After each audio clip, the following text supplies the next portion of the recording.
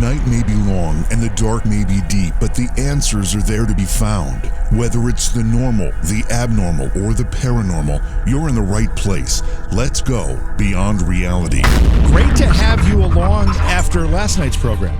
I'm still a little bit in awe of our discussion last night, certainly not because of anything I did, but because of the guests that we had. I have a tremendous amount of respect for Dr. Cyril Wecht, and when I was editing the program with Slick today, we listened to it again, and just some amazing things that Dr. Wecht said last night. We, happily posted the edited versions of the program on YouTube and also on our podcast platform.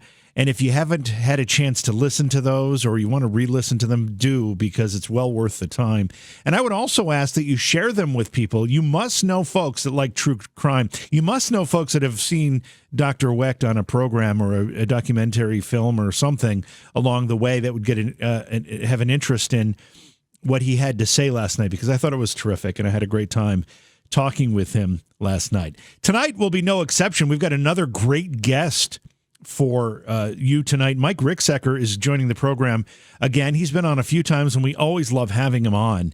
He'll be talking about his research and his books related to shadow people, paranormal activity, and the Alaska Triangle. That'll be an interesting discussion. I think last time he was on, we were talking about shadow people, but that topic never gets old.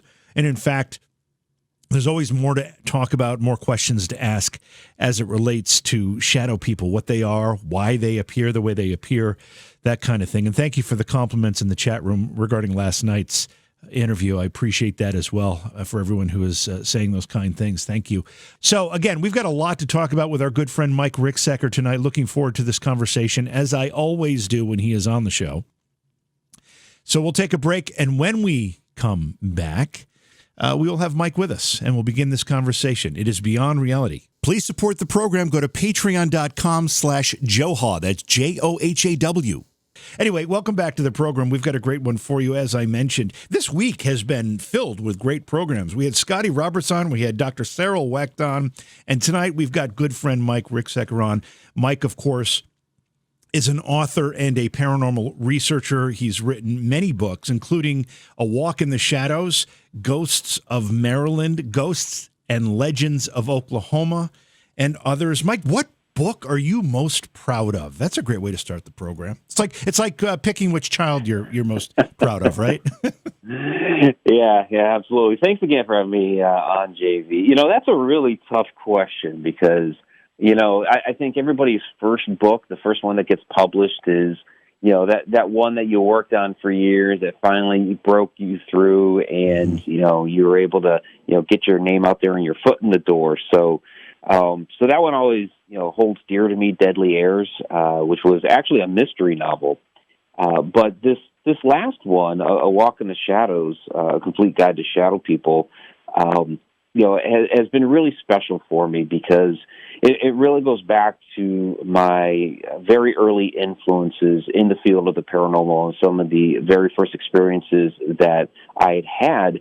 And I got to, interview and talk to so many other people about this same phenomenon that they had experienced. And, it's really snowballed over the last year because it came out back in January now. And this year, even with COVID, this has really snowballed, and we're going in so many different directions with this topic now. It's been absolutely fascinating. Yeah, we're going to have a good time talking about that book and those ideas as we chat tonight. But I want to ask you about writing fiction versus nonfiction. I forget that you also wrote some fiction. Is it a different process for you when you write fiction versus nonfiction?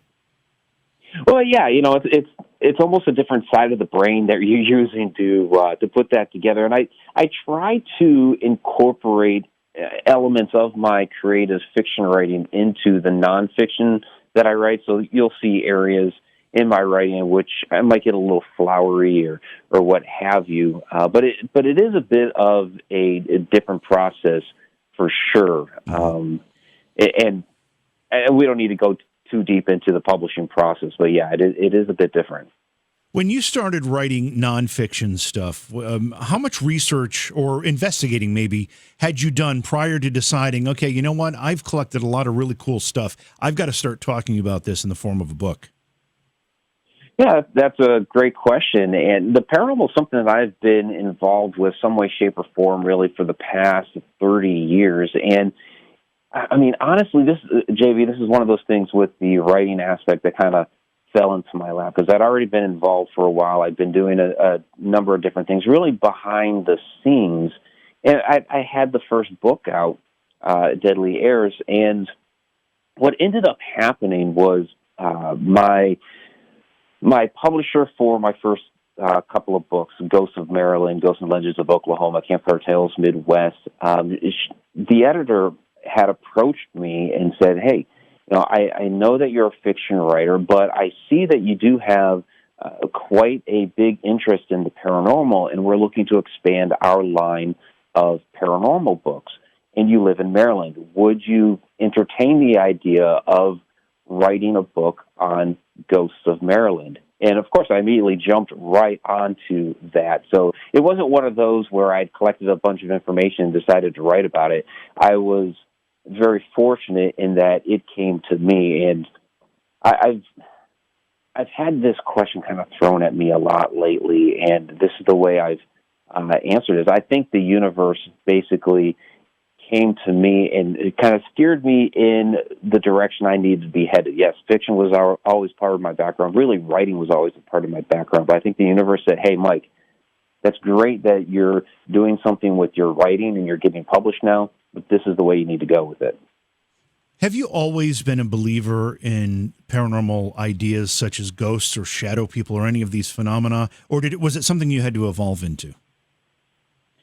I pretty much always believed in it, ever since I was very young. Of course, I had some experiences when I was very young, but even when I started writing when I was 7 years old. Yeah, I was writing little mysteries and what have you, but I was also writing ghost stories and historic fiction, if you can imagine historic fiction from a 7-year-old. But yeah, it was something I had always believed in, and one of my very first significant experiences was with a shadow person. So this is something that's always been there for me. So one of your first experiences was with a shadow person. Tell us, can you remember enough of it to kind of tell us what happened? Oh, absolutely. It's very vivid. And I start right off with that in chapter 1 of A Walk in the Shadows. And basically what had happened was I was about 8 years old. I woke up in the middle of the night, and there was this tall, dark figure standing in the corner of my room. Now, at that age, of course, I had no idea that you called it a shadow person or that such things like that really existed. I thought that there was an intruder in the house and it was about to kill me. Because that's about what you think at that age. Sure. I tried to scream, my mouth open. Nothing came out because I was just too frightened. And this thing did something very unusual. It actually approached my bed, leaned over, grabbed me by the wrists, pulled my arms across my body and crossed them, and then it ran off down the hall. And I turned my head and I watched it as it ran into, of all places, a closet. So I finally found my legs, found my voice, ran off screaming to my parents' room.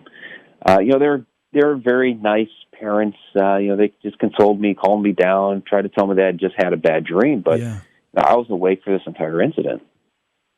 Yeah, and I want to get to this in a little more detail when we start talking more about shadow people in particular. But, the behavior that you just described in that particular encounter, do you find that in retrospect to have been a little bit unusual for what we would normally know as a shadow person? Well, it is, actually. Shadow people can be interactive, but usually people report that they're standing there in the corner of their room or at the end of the bed, and they're just staring at them. A lot of times we call them watchers. Yeah, peeking around a corner, that kind of thing. That's typically those type of kind of standoffish sightings are what I'm used to hearing about. And it's these more nefarious beings like the Hat Man or some of these other creatures that actually seem to be more prone to the physical interaction or the more menacing approach. And I don't know if you felt that was menacing at the time or in retrospect, but it certainly did approach you. So do you believe this was the purest form of what we would call a shadow person, or could this have been maybe a variation of Hatman or something along those lines? Well, I think it was certainly a what we would call a true shadow person. Okay. And what I think a true shadow person is an interdimensional being. And this one definitely had physicality to it, to the point where it was able to interact with me. And there are various different types of shadow entities, and there are nefarious ones. There are also many that are very benign. You just see a shadow run down the hall, or even the ones that are standing there in your room aren't necessarily nefarious. It might be very, very creepy, but not necessarily nefarious. But this one, in retrospect, I've had to take a hard, long look at this because, yes, as a child, I was extremely frightened. Was I frightened because it was doing something evil, or was I frightened just because I was a kid and I had no idea what was going on? Yeah. And I think it was the latter. And I've had a lot of conversations about this particular incident, and there have been some people that have suggested that perhaps it thought that while I was laying there that I was actually dead, and it was putting me into a burial pose, like something out of ancient Egypt, like, pulling my arms across my body and, like holding the crook and flail, that sort of thing that you see in the sarcophagi.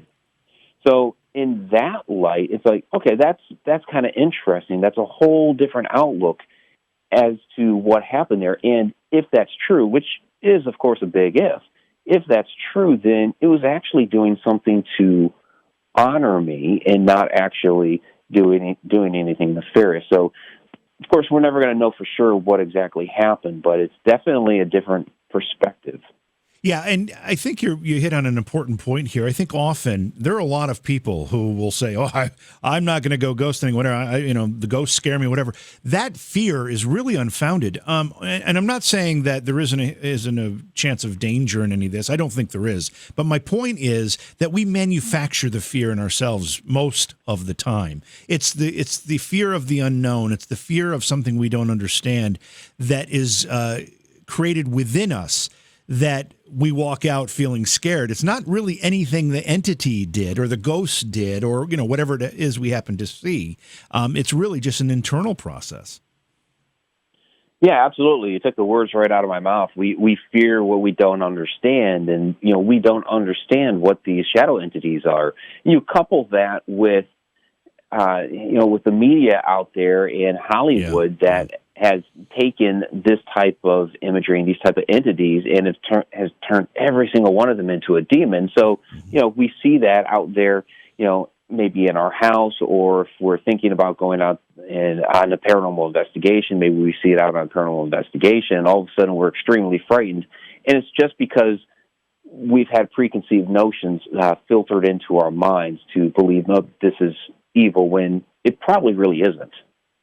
Mike, you given the books you've written, and a lot of times, you've researched stories, and whether it's about Maryland or Oklahoma or whatever it is, you have come across a lot of reports of paranormal activity and a lot of personal stories from people that have experienced it themselves. From doing your research, I know from doing this program and doing other work, that there are stories everywhere, and there are so many people that have had these experiences. Given that universe of information, why are there people that still deny the existence of this stuff?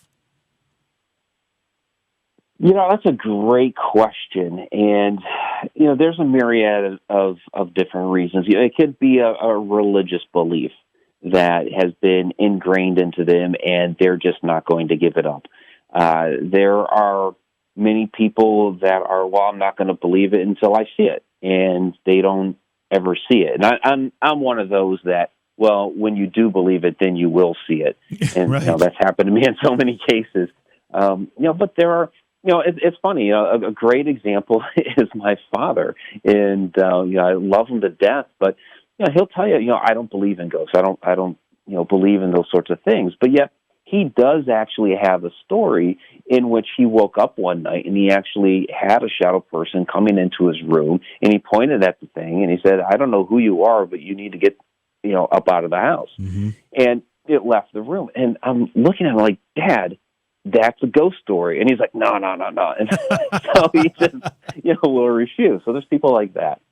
There are a lot of people that do that, and I've shared this story a thousand times. Not so much of a story as a common occurrence, but I'll go to conventions and be speaking at an event or something like that, and I have people will come up to me and say, "Hey, I don't believe in any of this ghost stuff, but you know what happened to me when I was 12? My grandmother appeared at the end of my bed." And I'm like, if you had that experience, how can you not believe? At least believe something. It doesn't necessarily have to be the way we're presenting it here today or tonight or whatever, but you have to know something's going on. Yeah, exactly. You would think that they would at least acknowledge that it's something. They don't know what it is, but Right. It is something. And it's interesting, just different people's perspectives. A place that I used to work at some years ago in Oklahoma, I was basically me and another guy. We were working on a particular project, and we were stuck in this room together for a month straight. It was a very interesting guy. He was an atheist skeptic, so he's the guy that went to all these different skeptic conferences, and he was an atheist. So he didn't believe in anything spiritual. He just believed that when you die, you become worm food. So we had some very interesting conversations, but we weren't prejudiced against each other at all. We're just kind of picking each other's brain. And so, he actually told me that he had an experience when he was younger that I would probably call paranormal. And, I asked him, okay, well, that's, interesting. What would you actually call it if you're not going to call it paranormal? And he said, I just call it something I can't yet explain. And so he'll probably go his entire life with that stance that it's something that he can't explain. Yeah, and I guess it's all in the way you describe your experience. We all may describe it a little bit differently. Going back to your childhood experience, this first encounter you had with this shadow person, did you ever have an encounter again up until present day where you suspect it may have been the exact same entity or shadow figure? No, I don't believe I've encountered that particular shadow entity again. I've encountered a lot of other shadow entities, but not that particular one. Yeah. Did you ever come up with any theories as to who that might have been or what that might have been and why it was concerned for you? I mean, do you think it may have been, an ancestor or something along those lines? That's a good question. And I'm not, I can't be definitive as to that. I mean, the idea of it was some sort of entity that thought I was deceased and was putting me into a burial pose. That's interesting. Could it have been somebody from thousands of years ago, again, like Egypt? And if so, would that have been some sort of descendant of mine? I really have no idea. I'd love to get the answers to that. I've had other encounters in which I've had, kind of a clear idea. Like one when I was 13 years old, different house, and we're just moving in, and there's this shadow that keeps coming into the doorway of my bedroom, and I turn, look, and I take off, and it did this a number of different times.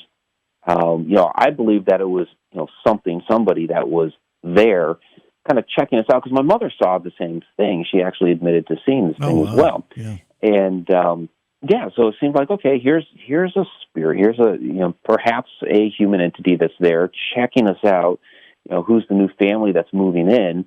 And, after a few months, the activity subsided. So apparently it deemed that we were okay and just went about its business. So I've had better ideas about that, but that first one, that one's always going to be a mystery to me. So do you think that the experience you just told us about, do you think there was an element of the entity, the shadow person, if you will, was more curious about you and your family at the time, and until they recognized, these people are okay and it's okay that they're here, they were making these appearances because they were checking you out? Yeah, absolutely. And it's almost tough to know if this entity was intentionally making itself seen, or if it was so curious that its energy started to manifest its form. It obviously knew that I had seen it, because every time I turn and look at it, it would take off down the hall. I ended up calling this thing Tom, like Peeping Tom. I would just get playful with, "Hi, Tom," and it'd go running off. So yeah, it's definitely very different types of shadow entities, which is why I try to break that down in my book, but both equally interesting. So the experience you had when you were 7, you initially thought was an intruder. Your parents consoled you, said you'd had a dream, don't worry about it, whatever. When you're 13 and now you're naming the entity, you're calling it Tom, obviously you have an awareness of what's happening here. You understand at that point that there's a paranormal component here. Did that bother you? No, it didn't bother me at all. I was actually very fascinated by that. In fact,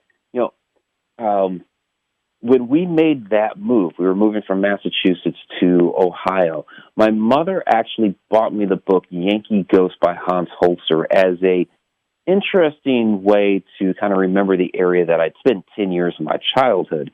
And so it was an idea and concept that I was already open to at that age. And the fact that we move into a house that has something going on, now I'm just fascinated. And it is interesting, the way my mother handled that, because obviously when I was younger, they're just trying to calm me down and console me. And you protect your child, so they're trying to make sure that I'm not scared. But when I was older, apparently she thought that I was more mature, and it was actually a wonderful thing that she affirmed what I had seen, because it's like, okay, so Mom has seen it too. I'm not crazy. I have actually seen this. She's seen it too.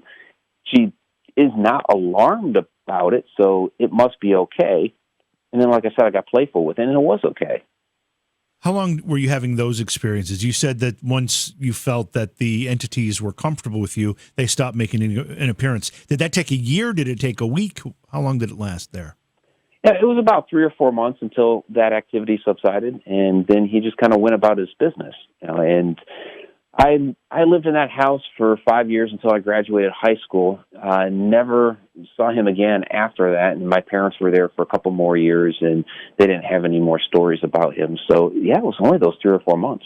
When you write a book and you're including the stories of other people, when you talk with these people or interview them or correspond with them and get the story, do you have a mechanism by which you can determine whether or not these people are sincere versus somebody that might be, and I'm not so sure this happens very often, but maybe making it up? Yeah, that's an excellent question. And really it comes down to, my feel for the person. I've talked to so many people over the years that I've kind of learned to kind of basically gauge and get a feel for somebody when I'm talking to them, right, as to whether or not they're being sincere or they're just feeding me a story or a line of bull. And so, that could be tough sometimes. Some people are really good at trying to tell a story, and kind of what you do is keep feeding the information they've given you back to them, and see if they, sometimes they'll trip themselves up and not realize what they told earlier in the story. You feed it back to them, and they trip over themselves. It's kind of like being a bit of a detective, isn't it? Yeah, a little bit. Well, I wrote detective fiction, so there you go. Yeah, it makes perfect sense. So, you're moving through your life here. You're developing an interest that continues to grow stronger in the paranormal. Eventually, you come to the point where you decide to write the book, A Walk in the Shadows, about shadow people. Now, we know you had that first experience, which made you curious about shadow people from the very beginning. However, why put it all into a book? Why is this particular category, in your estimation, important to talk about? Well, I've had a lot of people ask me about this type of phenomenon. I had started doing presentations about shadow people several years ago. I was asked to present about various paranormal topics at different conventions and what have you. And so this was a topic that was very interesting to people. And anytime that I would talk about it, I would have all kinds of people come up to me and relate to me their experiences. They'd start emailing me about experiences that they had.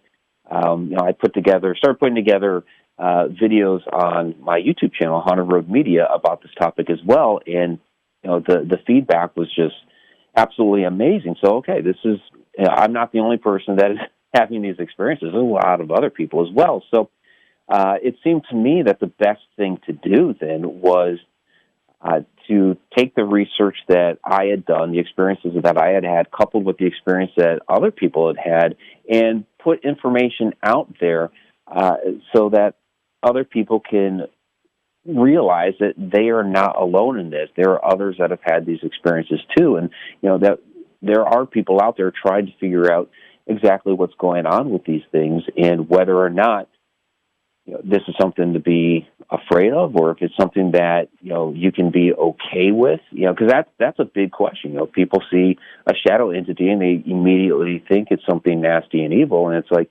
well, it very well could. It might not be. So, it's trying to get information into people's hands to answer a lot of these questions they have. Yeah, I mean, going back to the idea that we create our own fear, one of the things that we automatically assume is that a dark, mystical figure is going to, in some way, be evil. I don't know why we think that, but that seems to be a natural default for people. Yeah, we automatically relate things that are dark in nature because it's black into something that's evil. Just like we relate the color red with that as well, and we forget that, well, red is actually the color of passion. It's one of the colors of love. We forget those aspects of it, but when we mix the red with, something that's dark, oh, it must be evil. No, not necessarily. And I think that's been, kind of a tragedy here, with these entities that they're, people will try to paint them as all dark and evil. But, a lot of these shadows are actually human spirits that can't fully manifest as an apparition. And so I'm not going to sit there and call somebody's Aunt Trudy evil. I have to say, and I don't know if this is the experience that you found when talking to people or your personal experience, but in all the investigating I've done, the most common form of visual experience I would have is a shadow person. I can't say I've seen many apparitions. In fact, I barely have seen one. I can't say, I've seen manipulation of a book on a shelf sliding across or anything like that. I've seen doors closed, that kind of thing. But as far as visual evidence from my own personal experience, the most common, and I'm not saying it happens all the time, but the most common has been shadow people. Is that the experience you found with your investigating and maybe some from the experiences of others you've talked to?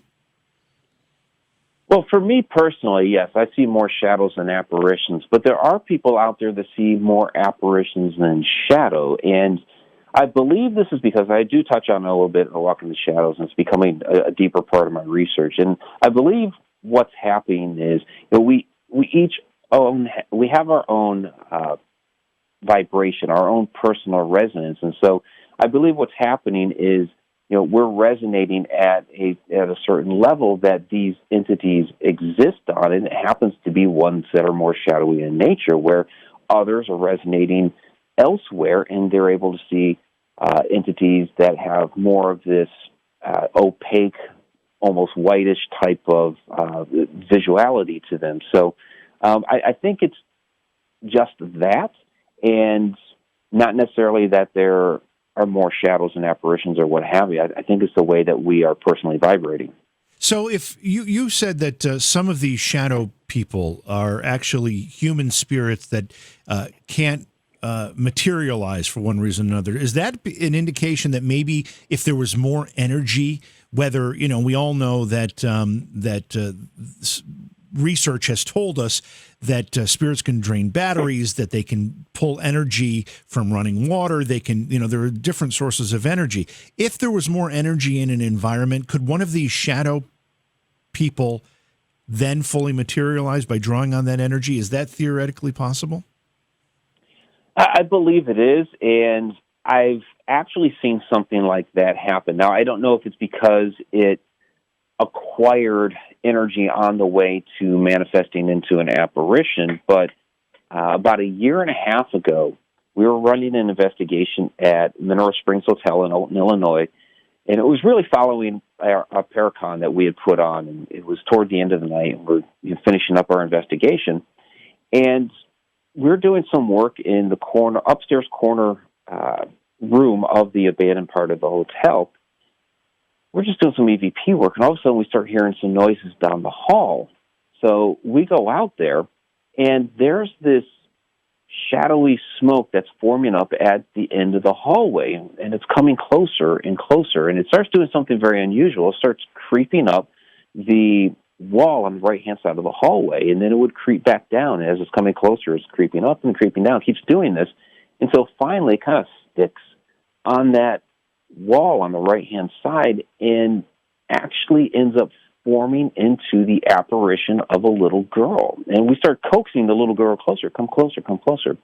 And there have been reports of one of the rooms up there having the spirit of a little girl inside of it. And we'd investigated there many times and hadn't actually interacted with this girl. We'd interacted with other people that were up there, other spirits, but not her. And finally, there it is, we're seeing her, and she had morphed out of the black smoke. Now, I don't know if there was something going on in that hallway at the time that was feeding energy to her, because we were in, the corner room, not out in the hallway, but something did happen that she was able to manifest out of this shadow material.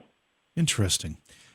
You had said that I think you used a qualifier like some shadow people are actually human spirits that can't fully materialize. I got the impression that not all shadow people are that. Is there another kind of shadow person?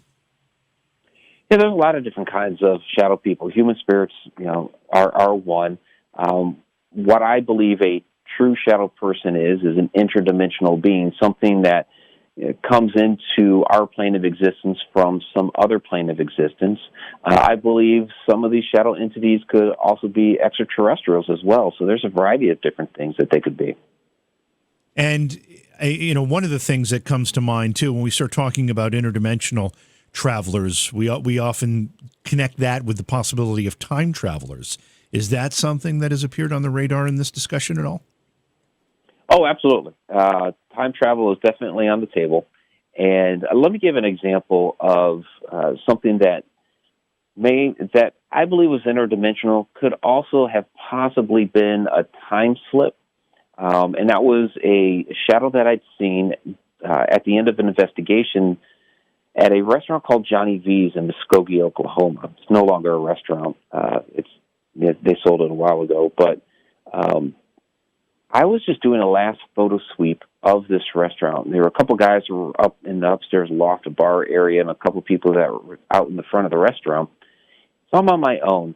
I end up walking through the main doors to the kitchen. And as I walk in, holding my camera, I all of a sudden see this just real quick wisp of a shadow just dart right across the room. It was extremely fast.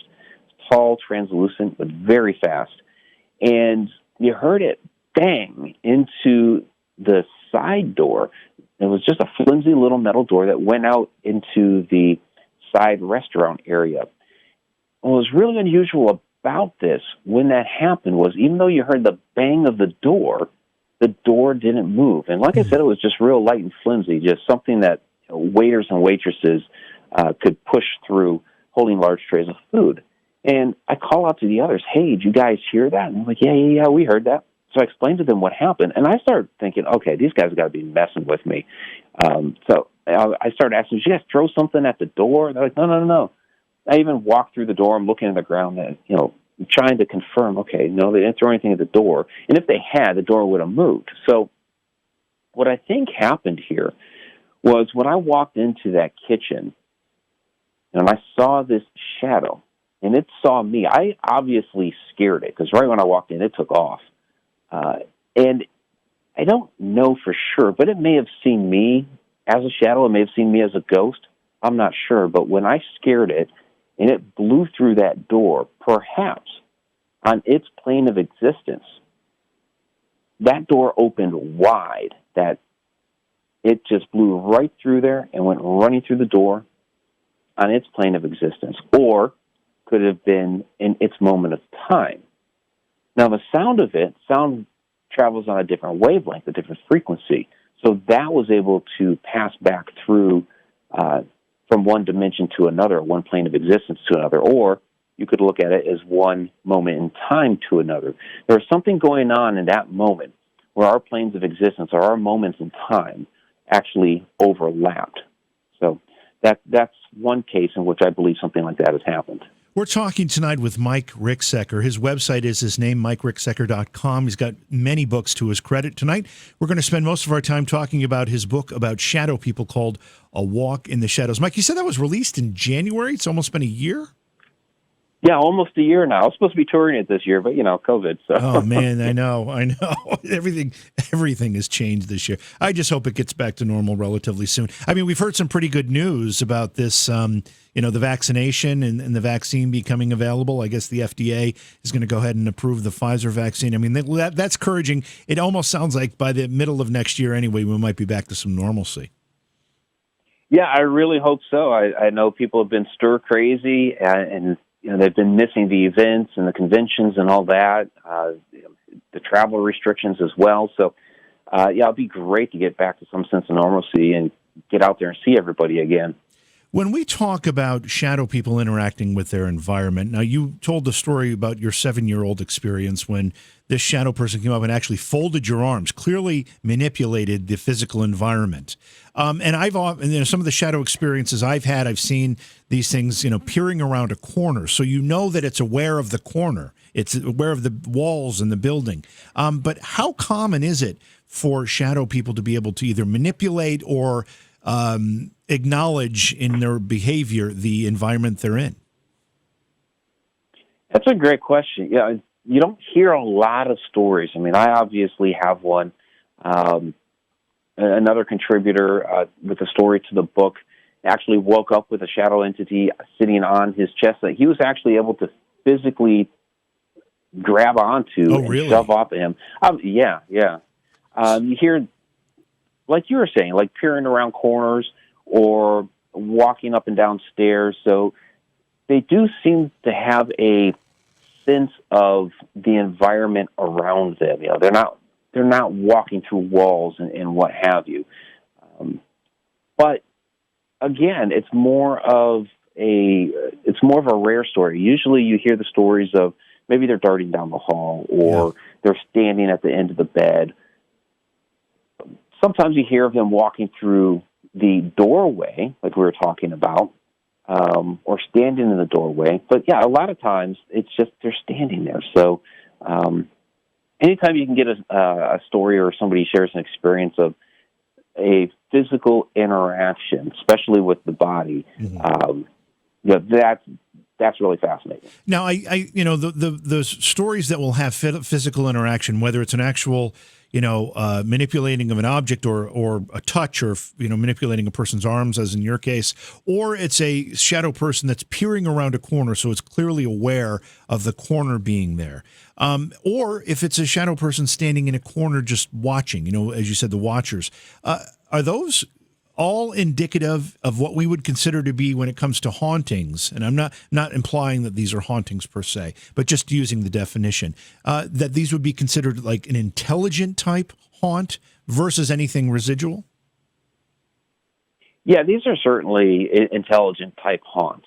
And you, like you say, maybe not necessarily a haunting, but something intelligent is going on in these cases.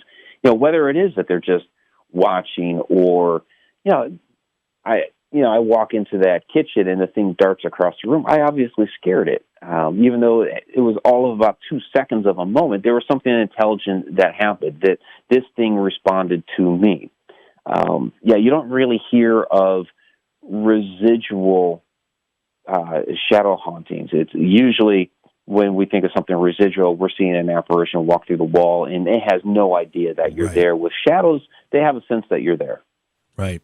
Have you ever had a story, and maybe the story that you told us about the shadow person sitting on the person's chest when they woke up, but with that one in mind, and maybe others, that these things actually seem to be a bit sinister, or are you convinced there's no sinister part of this? Oh, some of them can certainly be sinister. I'm not going to say that they're all benign. I believe shadow people are like humans, and it's going to be very simplistic, but, some humans are good, some humans are bad, some shadow people are good, some shadow people are bad. And, I have been on cases in which the shadow entity was certainly nefarious and up to no good. When I was on the show The Haunted, it was 10 years ago now, that case had been. And that particular house was having a very terrible experience with a shadow entity with red eyes that was appearing in the closet of the adult daughter, Taliesin. And during our investigations, which we investigated there several times, we never actually saw this entity with red eyes. We did see, I personally saw, a large black mass form up in her room, and the cat in the house had a definitive reaction to this thing. And it could have been that entity trying to form up, and it only took the form of this shadow mist. But when we finished that film, because we had Carl Johnson come out and do a cleansing of that house, it got to the point where he's doing a blessing over her, and all of a sudden she gets punched in the gut by something unseen. And I caught an EVP right at that moment on my audio recorder that said die. So something was definitely out to get her. That's not good. Yeah, that's not good. I mean, that's a bit frightening. Well, one of the things, the story about the person who woke up with the shadow person sitting on them, that starts making me think about some of these sleep paralysis stories and things like that. Is there a connection between what some people would call sleep paralysis and these shadow beings, these shadow people? Yeah, and I have a entire section of the book on sleep paralysis, because this is an area that a lot of I don't want to gently say this. I have a problem with the medical community because they've basically taken legitimate shadow phenomena and have classified it as a hallucination, because people are waking up in the middle of the night and they see this shadow and are experiencing sleep paralysis at the same time. And I've had sleep paralysis. I've had it a couple of times. It is a very scary experience, especially the first time when you have no idea what's going on and how you're going to be able to get out of this. But neither of those cases did I actually see as shadow entities. And I believe what's happening is you're waking up, you are experiencing sleep paralysis, which is a natural biological phenomenon. Our body does this naturally while we're sleeping, so that we don't act out our dreams while we're asleep. Right. And there are times where people wake up and the body has not completely woken up, but your mind has. And as far as the shadow person in the room, we dream about all kinds of things. The medical community is trying to say this is a hallucination, a remnant of our dream as we're still waking up. Well, we dream about all kinds of different things. It could be planes, cars. It's notice in the dream. It's always when they wake up, it's always a shadow in the room. But we dream about, maybe it's a desk or a chair is in our dream. I've had dreams of being on stage with Motley Crue, but I've never woken up and had 10,000 people in my room and pyrotechnics going off and all that stuff. It's this person that's standing there. So I don't believe it's a hallucination. I think what's happening here is that the presence of the shadow entity's there, and the presence of them being there wakes us up. We sense their energy. And people who have had young children will understand this. My kids are notorious for this, especially my youngest, Cameron. He wakes up in the middle of the night, he's had a bad dream or needs a glass of water or whatever it is. And he would come up to my bed, and instead of tapping me on the shoulder saying, hey, Dad, he would stand there. It was kind of creepy. He would just stand there. And I would wake up because I would feel his presence near me. I would feel his energy there, and I'd open my eyes. Oh, my gosh, Cameron, what are you doing? And I think that's what's happening here, is that you're feeling the energy of the shadow entity there, and you're waking up, and sometimes our body hasn't completely gotten out of that sleep paralysis, and all of a sudden now we see this dark entity standing there, and now we're scared, and that a bit of panic puts us in a complete alarm. Yes, we go into panic. Yes. Yeah. So, I've learned a lot already, and the few times we've had you on the show, I always learned something. And what I think is most important about what I've learned tonight is that you have dreams about being on stage with Motley Crue. I think you need to tell us a little bit more about this, Mike. Are you singing? Are you playing an instrument? Or are you just standing there as a fan? So usually I'm playing something. This was really funny. A few years ago, Nikki Sixx had posted on Facebook that he thought he was retired, but it was the night before he posted that on Facebook, because nothing was going on with Motley Crue or 6 a.m. or anything at the time. Yeah. But just the night before that, I had a dream in which the band was on tour. Nikki Sixx was taking a break. And for whatever reason, they tapped me to take his place for a little while on tour. I love that. That is awesome. It's all good fun. It is. Again, we're talking with Mike Ricksecker tonight. Mike, if someone goes to check out your books, do you have a particular one that you recommend they start with as far as your work, or is it whatever appeals to them most? Probably whatever appeals to them most, because it's kind of all over the board. If you're from Maryland or from the East Coast, that one would probably interest you. Oklahoma, obviously, that particular state. If you're looking for things, information, of course, about shadow entities or interdimensional beings, more information about sleep paralysis, that would be A Walk in the Shadows. The ones that I would say to read in order would be the mystery novels. So Deadly Airs is the first of the series, and System of the Dead is the second. But anything else you could pick up just as a one-off. As you're researching shadow people, and you said, you're looking into, after writing this book, there's some, specifics that you're researching and trying to get more answers about. But as you do that, are there certain ways other than just, getting people's stories, collecting their experiences, that you can actually test and research some of these ideas? I mean, that's the difficulty of all of this when it comes to paranormal research, is how do you actually gather hard data? Do you have a particular way you go about it? Yeah, this is a project that I've been working on here lately. Of course, I have background as a paranormal investigator, so I've partaken in many paranormal investigations over the years. But right. COVID kind of got in the way of this year. But over the last few months, I've been working on a docuseries in which I've been doing exactly that. I've gone to a couple of locations here, with my equipment to specifically study shadow phenomena. Of course, the trick is trying to make that happen while you're there, which you can't make this happen on demand, unfortunately. But, you go to some locations that are notorious for it. So started at the Conjuring House, and I mentioned Carl Johnson earlier, and he had witnessed the rolling black smoke there. Of course, my good friend Andrea Perrin has seen plenty of shadow activity there as well. So, interviewing them, getting their experiences, and there are a couple of us, of course, being safe about, a couple of us that were, there at the house to actually investigate and see if we could make that manifest. I've returned also to Mineral Springs Hotel in Alton, Illinois, where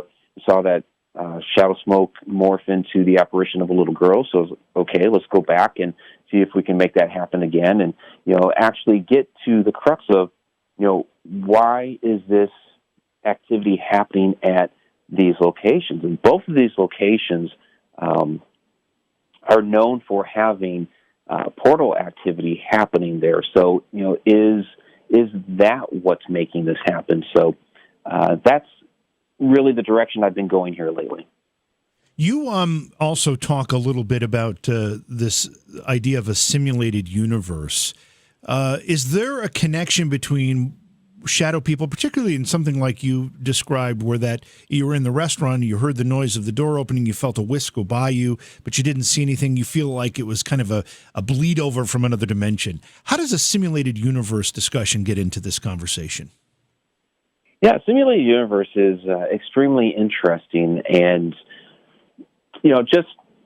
at the outset, okay, are we living in a simulated universe? Well, you look at our, most religions, have that pretty much built into them, that, we come from somewhere else. We're here temporarily to either learn something, experience something, and then when we pass away, we go on elsewhere. So that's kind of the definition of a simulation anyway. So if that's true, if we are living in some sort of simulation, then what would a shadow entity be within that universe? Good thing is I have a degree in simulation programming, so I've done research here already from the idea of computer simulations. Not necessarily saying that we're in a computer simulation. I think it's something more organic, biological, molecular, perhaps, but more advanced in what we would actually think of our modern computers.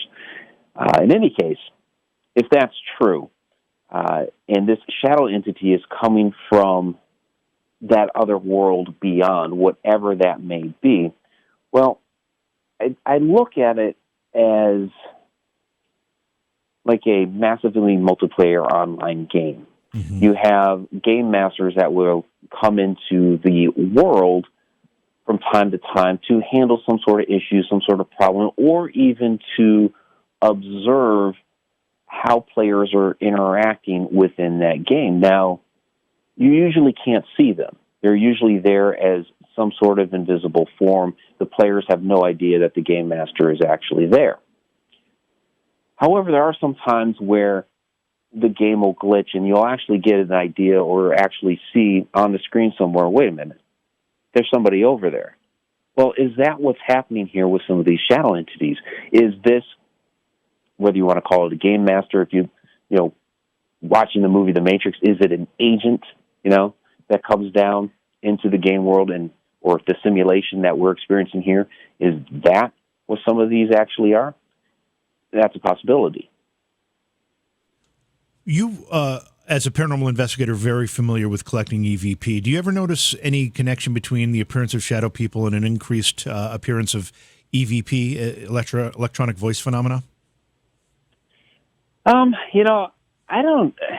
I can't say that there's an increase in that or not. Sometimes we'll get some EVPs when we're experiencing shadow activity. Sometimes we don't. It's kind of a hit or miss. It's great when we get them together because if we're experiencing shadow activity and we get the EVP there, you'd like to think that the EVP is from the shadow that you just experienced. You're getting some information from them. So when it happens, it's wonderful. What about other corroborating evidence like, K2 meter fluctuations or anything? And, there are a lot of different pieces of equipment that paranormal investigators tend to use these days. Do you have any patterns that you've noticed with the appearance of shadow people and some of these other devices registering changes in their readings as well? Well, certainly. A lot of times when these things manifest, you'll get some hits on your different electromagnetic field meters. One night that I was investigating Stone Line Inn in Guthrie, Oklahoma, we had a lot of things going on that night. We were getting a lot of shadow activity. We were even actually getting what could have possibly been poltergeist activity because we had a bureau drawer close on its own. We had a picture fall off the wall and things like that. And then, like I said, a lot of shadow activity. And that was a night in which just doing our initial walkthrough and kind of getting the baseline of the house, I'm in the library area, and then all of a sudden my K2 meter just, boom, spikes out into the red, and I all of a sudden got extremely lightheaded. It was like a wave of energy had hit me and almost passed out. So it was a night in which there was a lot of energy that had welled up within that house. I'd also seen that out at the old 101 Ranch out in Ponca City, Oklahoma, and what had happened there was, there's nothing going on whatsoever.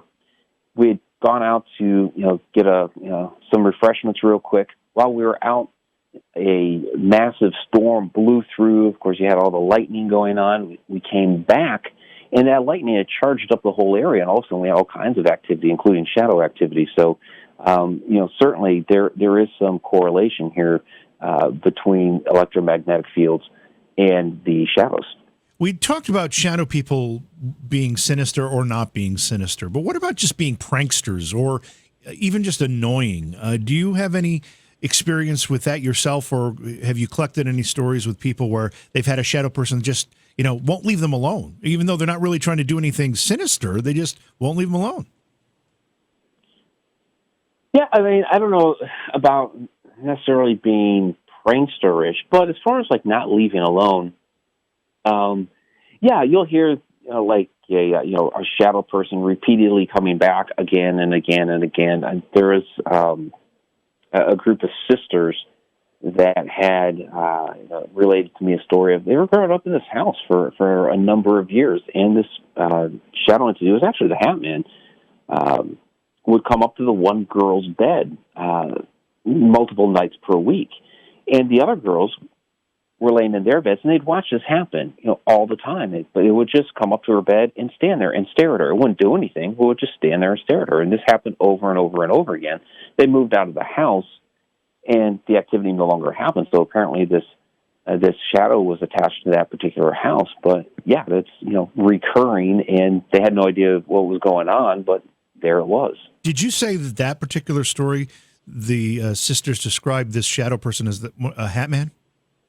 Yeah, they actually described that one as the Hat Man. But we hear a lot of nefarious and nasty tales about the Hat Man, and usually we relate him to like an energy vampire, that he comes into the room, strikes fear into the person, and feeds off that energy. In this particular case, yes, he kept coming into the room and standing there at the end of the bed to look down at the girl, but he didn't do anything other than that. And I don't know if it was one of those that they'd gotten so used to it that they weren't scared of it anymore, so there was nothing to feed on. But yeah, it's a very interesting tale. A lot of people will believe, and I've never had this experience myself, but a lot of people have visitations from deceased pets. So that would tell us that there is some kind of pet ghost. Are there animal or pet shadow people, or they wouldn't be people, but shadow creatures as well? Yeah. There are reports of shadow animals. I've seen the only one I've seen myself. I can't even say it was a shadow cat, but it was small, low to the ground. This one particular cemetery that we'd go to on occasion would have this thing, and it just the way it moved and kind of would slink around the trees. That might be a shadow cat, but you hear about things like that, whether it's shadow cats, shadow spiders, shadow snakes, shadow dogs, basically all different kinds of animals. You hear these different stories. So, yeah, they can take the form of animals. Shadow spiders. That sounds like something particularly evil. Yeah, that one sounds nasty. And, in a couple of stories that I've heard, they have not been nice, so... What about, we've touched on Hat Man a little bit. There's obviously discussion of Slender Man, and Slender Man is one of those things that's a little unique because we know, the origin of Slender Man was, created basically in fiction, but then people started to have real world experiences. Are these shadow people that are taking on the form of something that they know might scare people? Yeah, what's interesting with Slender Man, since you bring him up, he was created in fiction. People have claimed to have seen him in real life, so that brings into the conversation the idea of the thought form or the tulpa. Have people actually been able to create this entity just from their thoughts, or has some other entity noticed that all these people are taking an interest in Slender Man and took on the persona and became Slender Man itself? That's a very good question. There's an interesting concept that was put forward, people have probably forgotten by now, by John Keel, who wrote the Mothman Prophecies. And at the very beginning of that book, and the story has absolutely nothing to do with the Mothman, but he's trying to convey some ideas in which the gentleman who wrote the shadow stories in Pulp Fiction, back in the 1930s, Walter B. Gibson, his house that he lived in New York became haunted after he had lived in there. And people were reporting seeing this shadow that was there. But they kept saying that, the house is so old, we believe it's maybe a Revolutionary War soldier or somebody else from a while ago. But if you look at the description of this shadow that they're describing, and you look at the shadow from the pulp stories, they're actually very similar. So, because he was always incessantly writing in that house about the shadow, right, did he actually create that from his thoughts? It's interesting. That's a whole another discipline of study and research that seems to be gaining more traction. That we in some way manifest these things from ourselves. We see them for real. However, they're a manifestation of something we've created, and that's been the theory for poltergeist activity for a long time. I did have another question from one of our chatters that I wanted to ask before we change topics here. But have you seen shadow people actually interacting and acknowledging each other? In other words, you see two or three of these shadow people at the same time, and they're actually interacting with each other. Yeah, that's a good question. Sometimes you do. You'll hear reports. I haven't seen that myself, but you will hear reports of shadows that are coming in. Actually, I take that back. I have seen that myself. You'll hear stories of shadows, coming in groups. Like they might walk into somebody's room as a group of three. A lot of times you'll hear shadow or hat man stories of a hat man being flanked by two shadow entities without hats, but sometimes with the hats. And my story where I had to kind of take that back is I had seen a number of shadow entities out in the woods one night, and I was back behind this abandoned house, but they were coming up the trees, and they were all together. But as we remained back there were more and more that were coming up into the trees, and so they were certainly related to each other. People who are paranormal investigators will occasionally talk about a spirit following them home or attaching themselves. It's not common, but it has happened, and I've heard some investigators talk about that. Have you heard anything related to that type of experience when it comes to shadow people, Mike? Well, yeah, kind of, the same thing with, with shadow entities as other spirits. Something may follow them home. It's that story with the girls was kind of interesting because the shadow, even though it kept coming up to her bed time and time again, the entire time that they lived there, it didn't follow them to the new house. Right.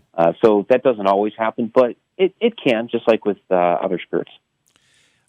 Let's change the subject for the few minutes we have left. One of the things that you've done a show on is the Alaska Triangle. Now, I have to be honest here and admit something. I'm not entirely sure what the Alaska Triangle is. Tell us about it.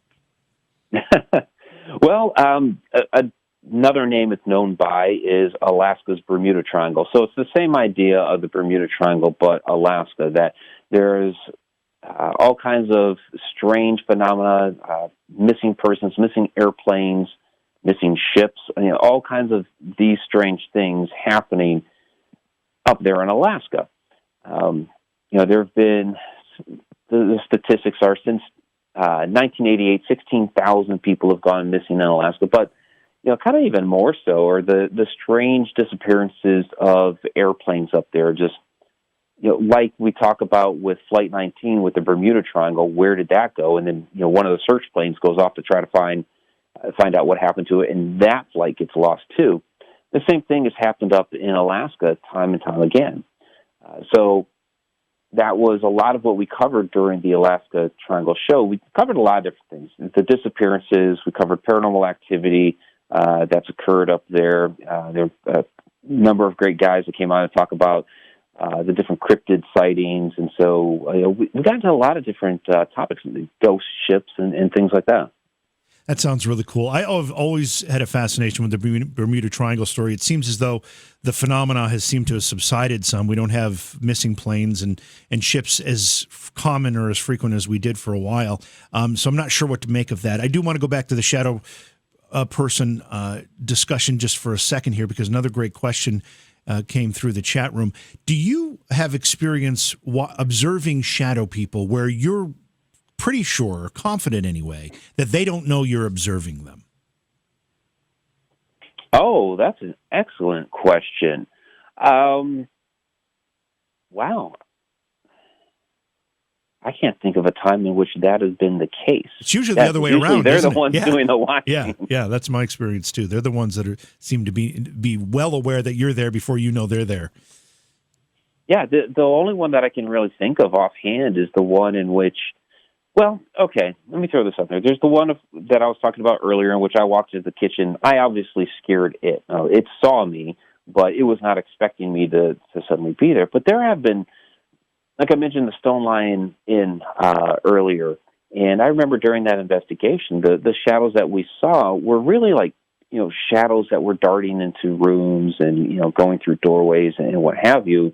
And, I don't think that they necessarily saw us, or maybe even, they may not have even known that we were there. They seem to be caring about their business. But who's to know? I mean, maybe they did see us and they're like, okay, I don't want to be where the humans are right now, so I'm going to go over here.